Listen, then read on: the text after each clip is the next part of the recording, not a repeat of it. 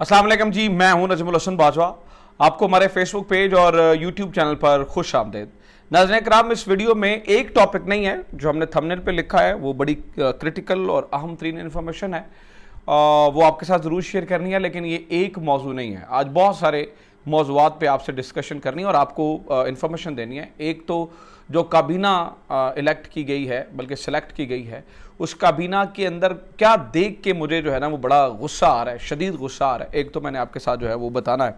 दूसरा, foreign funding case के अंदर जो है वो किस तरह से एक ही पार्टी को, एक ही जमात को नुक्कड़ लाइन लगाने की पूरी कोशिश कर ली गई है और पीटीआई को जो है वो इस बारे में पूरा प्लान करके जो है वो खुड्डे लाइन लगाया जा रहा है, ये भी आपको बताना है। लेकिन सबसे इंपॉर्टेंट ऑब्वियसली जो मैंने थंबनेल पे लिखा है कि एक शख्स की, अब बहुत सारे लोग जो है वो शायद थंबनेल पढ़ के लिखा मतलब उन्हें लगा हो कि यार ये कैसे मुमकिन है, किसी एक शख्स की खुदा न खास्ता वफात से ऐसा कैसे हो सकता है कि पूरी की पूरी वफाकी हुकूमत ही हिल जाए और जो है ना उन्हें दौड़ लग जाए, अपनी परेशानी पड़ जाए कि अब क्या करना है। ऐसा तो नहीं होता जनाब, बिल्कुल सही कह रहे हैं आप, ऐसा होता नहीं है। लेकिन जहाँ पर हुकूमतें बड़ी मजबूत हों वहाँ ऐसा नहीं होता।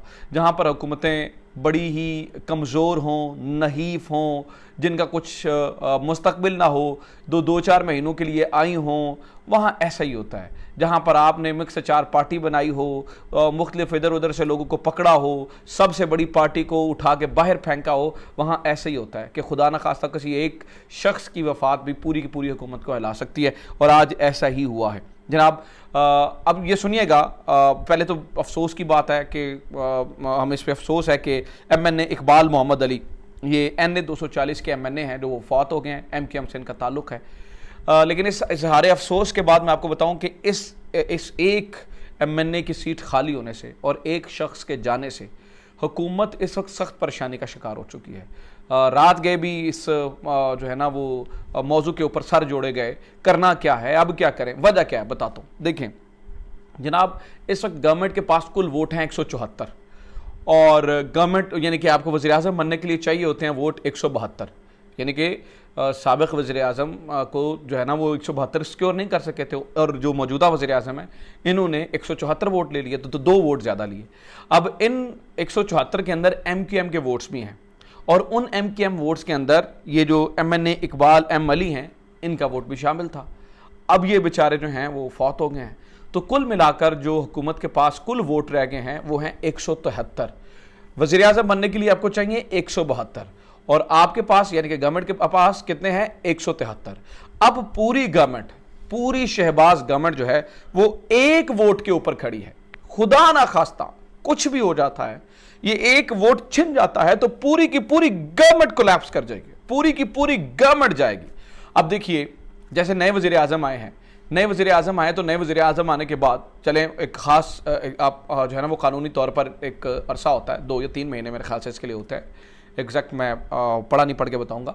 उसके बाद आप अदम एतमाद दोबारा लेके आ सकते हैं अगर ये इनके इस्तीफ़े भी कबूल नहीं करते हैं और अदम एतमाद जो है ना वो ले आते हैं तो होगा क्या जनाब, ये 172 वोट्स इनसे पूरे नहीं होंगे क्योंकि ऑलरेडी, और आपके सोच में होगा कि जेहन में होगा कि यार ये जो है ना वो मुनहरफ अरकान के जो है वो वोट्स डाले जा सकते हैं। जनाब, इससे पहले मैं आपको बताऊं आर्टिकल 63A के ऊपर जो है ना वो कोर्ट फैसला दे रही है और जो आज की ऑब्जर्वेशंस देख के मुझे लगा है वो तो बिल्कुल जो है ना वो इसी तरह से लगता है कि जनाब कोर्ट जो है वो इस वक्त PTI के हक में फैसला देने वाली है। तो कुल मिला के आप देखें तो जो पूरी की पूरी गवर्नमेंट है वो एक वोट के ऊपर है।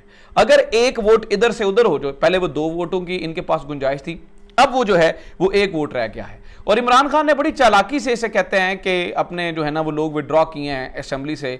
अगर आप देखें कि इन्हें जरूरत पड़ती है तो इन्हें फिर मुनहरिफ अरकान के वोट्स की जरूरत होगी और अगर जब जिस टाइम वो वोट कास्ट कर देंगे तो वो पार्टी से इनहिराफ करेंगे और पार्टी से इनहिराफ की सजा अब जो है वो ताहयात नाअहली की सूरत में निकलती हुई दिखाई दे रही है। हो सकता है टर्म के लिए आ जाए, लेकिन जो नजर आ रहा है मैं वो आपको बता रहा हूं, तो इससे पूरी जो है वो इनके हाथ से जो है वो गेम ओवर होती नजर आ रही है। अच्छा, दूसरा, आज जनरल बाजवा ने विजिट किया है प्राइम मिनिस्टर हाउस। बड़ी मुश्किल से ये फैसला मुझे लगता है हुआ होगा क्योंकि उस दिन चीफ जो है वो बीमार थे और वो जा नहीं सके। वैसे भी चीफ को मिलना चाहिए PM से, वो PM है, उन्हें मिलना चाहिए। अब इसके ऊपर बहुत सारी मीम्स बन रही हैं, बहुत सारी बातें हो रही हैं। अच्छा, ये बातें सारी चूँकि पाकिस्तानी कर रहे हैं तो मुझे कोई एतराज़ नहीं है, ठीक है, करते रहें। मुझे एक अफसोसनाक चीज़ भारत से मौसूल हुई है, यकीन करिए जब से मैंने वो पढ़ी है तब से मैं परेशान भी हूँ और मैं कह रहा हूँ कि अब हमें भारत जैसे मतलब हमारे चूँकि वहाँ पे भी देखिए ना, जर्नलिस्ट वहाँ पे भी जानने वाले हैं, वहाँ से भी लोग जो हैं वो चीज़ें भेजते हैं। तो ये मेजर जनरल है जी, उनके एक भारत के मेजर जनरल है, एक मेजर जनरल रिटायर्ड। असल में ये उसकी ट्वीट है, तो उसकी ट्वीट बड़ी ही, ये major general Harsha Kakkar, major general Harsha Kakkar की ट्वीट किसी दोस्त ने हमें उठा के भेजी, जर्नलिस्ट ने, और उसके ऊपर लिखा था कि मोदी चौथा आर्मी चीफ लगा रहा है, यानी कि मोदी के दौर में 4 आर्मी चीफ इंडिया के तब्दील हुए, और उसने टॉन्ट करके लिखा है कि पाकिस्तान में एक ही चीफ की मौजूदगी में चौथा वजीर आज़म आ रहा है। अब ये बड़ी अफसोसनाक बात है, और मैंने पहले भी आपको बताया कि अगर अर्ली इलेक्शंस हो गए तो जो जनरल बाजवा हैं वो 6 वज़ीर आज़म देखेंगे। पहले शाहिद खाकान अब्बासी, पहले मियां नवाज शरीफ, फिर शाहिद खाकान अब्बासी, फिर उसके बाद इमरान खान, उसके बाद शहबाज शरीफ और अगला केयर टेकर, और उसके बाद अगर जल्दी इलेक्शंस हो जाते हैं तो ये सूरत हाल। अब ये जो है ना वो वहाँ पर, अब दूसरी जानिब जनाब, और फिर जनरल बाजवा ने वहाँ का दौरा किया और मज़ीद जो है, अब मैं आपको बताऊँ तो बहुत सारी खबरें ये भी आ रही हैं कि काबीना जो है वो हो नहीं रही थी, फिर कुछ कॉल्स आई हैं, वो मैंने आपको पहले भी बता चुका हूँ, और कॉल्स करके कहा गया कि ठीक है जनाब, आप ज़रा सेटल करें माहौल, और पाकिस्तान को जो है वो इस्तेहकाम की ज़रूरत है, और इस्तेहकाम बड़ा ज़रूरी है। हालांकि इस्तेहकाम जो है वो इस वक्त पाकिस्तान जो है वो शदीद जो है ना अदम इस्तेहकाम का शिकार है। आप बिलीव कीजिए, कौन सी ऐसी चीज़ है जो पाकिस्तान की बेहतर नहीं चल रही थी। मेरे सामने कोई ऐसी एक चीज़ नहीं है, मैंने ये लिस्ट उठा के लेके आया हूँ, मैंने रखी है, यकीन करें कोई एक ऐसी चीज़ नहीं है जो कि इस वक्त ऐसी नहीं थी जो पाकिस्तान के अंदर जो है वो अच्छी नहीं चल रही थी। पाकिस्तान हर शोबे में तरक्की कर रहा था, हमारा करंट अकाउंट डेफिसिट कम हो रहा था, हमारी जो है ना वो चीज़ें तरक्की कर रही, हर चीज़ बेहतर जा रही थी। लेकिन फिर हमारे ऊपर एक काबीना जो है वो रखी गई है, और काबीना भी कौन सी जनाब, जिसके बारे में आपको बता चुका हूँ कि 34 में से जो 24 मिनिस्टर्स हैं वो इस वक्त हमें ये नज़र आता है कि वो ज़मानतों पे हैं। जैसे कि ये देखें, ये मेरे सामने वज़ीर दिफा ख्वाजा आसिफ साहब की जो प्रोफाइल पड़ी है, उसके मुताबिक वो गैर कानूनी अराजी केस में ज़मानत पर हैं। फिर आगे चलिए, वज़ीर मनसूबाबंदी Ahsan Iqbal Narowal sports complex case में ज़मानत पर हैं। फिर आगे चलिए जनाब, वज़ीर तवानाई शाहिद खाकान अब्बासी LNG केस में अदालत में ज़मानत पर हैं। फिर आगे चलिए, वफाकी वज़ीर दाखिला राना सनाउल्लाह इंसदाद मंशियात केस में ज़मानत पर हैं। फिर आगे चलिए जनाब, जज और मतलब कोई एक ऐसा मामला नहीं। और जो सबसे ज़्यादा जिस मामले को देख के आपको अफसोस होगा वो जनाब, पहले हमारे जो हेल्थ मिनिस्टर थे वो डॉक्टर फैसल सुल्तान थे, जो एक्स CEO शौकत खाना मेमोरियल कैंसर हॉस्पिटल हैं, expert internal medicine university of USA से बाहर पढ़े हैं, एक्सपर्ट इन इन्फेक्शियस डिजीज़ है वाशिंगटन से। फिर जनाब fellow royal college of physicians, और यहाँ से भी पढ़े हैं। जबकि दूसरी जानिब जो है वो कादर पटेल की मैं आपके सामने प्रोफाइल शेयर करने जा रहा हूँ। कादर पटेल जनाब वाला बताया जाता है कि लियारी गैंग वॉर के एक की फिगर हैं। बताया जाता है कि अभी जो है ना वो बेल पे हैं, नॉन बेलेबल वारंट्स जो है वो इशू हुए थे 30 मार्च को लियारी गैंग वॉर के चक्कर में। फिर जनाब वाला हॉक्स बे लैंड केस इनके ऊपर है, fellow crime partner in Uzair Baloch माना जाता है, ये कहा जाता है। फिर इसके अलावा जनाब को accused in doctor Asim case, फिर बताया जाता है worked as treatment facilitator to Lyari gang war criminals, ये भी बताया जाता है।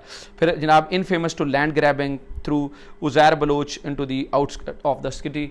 और इसके अलावा फिर जनाब ये देखें ना, ये दोनों का आप तकाबली जायज़ा कर लें, आपको लग समझ जाएगी।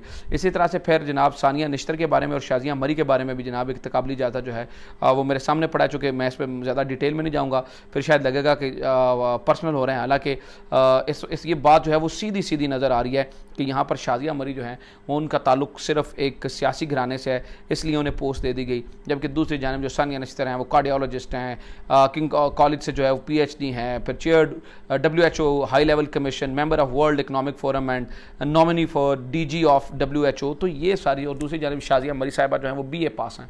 तो दोनों का आप तकाबली जायज़ा कीजिए और आपको अंदाज़ा हो जाएगा कि हमारे मुल्क के साथ क्या हो रहा है और किन लोगों को हम पे जो है वो मुसल्लत कर दिया क्या है। अब जनाब ये करने क्या जा रहे हैं, अब करने ये जा रहे हैं कि आज मैंने मुख्तलिफ जो है ना वो रिमार्क्स देख रहा था, जैसे कि मरियम औरंगज़ेब के रिमार्क्स देखे मैंने। मरियम औरंगज़ेब ये कह रही थी कि जर्नलिस्ट के साथ बहुत बुरा हुआ, सतूर के साथ बहुत बुरा हुआ, हामिद मीर के साथ बहुत बुरा हुआ। वो लोग जो कि दिन रात फ़ौज पे बैठ के बोलते हैं, उनको आज नेशनल टेलीविज़न पे बैठ के उनका दिफा किया जा रहा था। और मैं कहता हूँ ठीक है, उन्हें मसला नहीं है, जिनके खिलाफ बोलते तो फिर शायद मुझे क्या मसला है। मैं तो हमेशा देखें अपनी अफवाज के हक़ में बोलता रहा हूँ और इन्हें जो है ना वो उनके बयानिए को मजबूत बनाता रहा हूँ। लेकिन जब उन्हें इन लोगों से मसला नहीं है तो फिर शायद हमें शायद पता नहीं मसला होना चाहिए या नहीं होना चाहिए।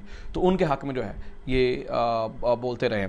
और ये जो है वो इस वक्त हालात हैं। अदालत फॉरेन फंडिंग केस में लग रहा है ये कि पीटीआई को जो है वो नुक्कड़े लाइन लगाया जा रहा है और खुडे लाइन लगाने के लिए सिर्फ एक पर्टिकुलर पार्टी के बारे में सुना जा रहा है। ये सारे हालात जो है वो मेरे सामने हैं और मैंने हालात को देख के दोबारा ये शेर पढ़ने का दिल करता है और मेरा दिल करता है कि मैं अगली सारी वीडियोस में कुछ ना कुछ जो है ना वो इससे रिलेटेड पढ़ के जाऊँ कि और राज करेगी खल्क़ खुदा, जो मैं भी हूँ और तुम भी हो, लाजिम है कि हम भी देखेंगे वो दिन के जिसका वादा है, जो लोहे असल में लिखा है हम देखेंगे।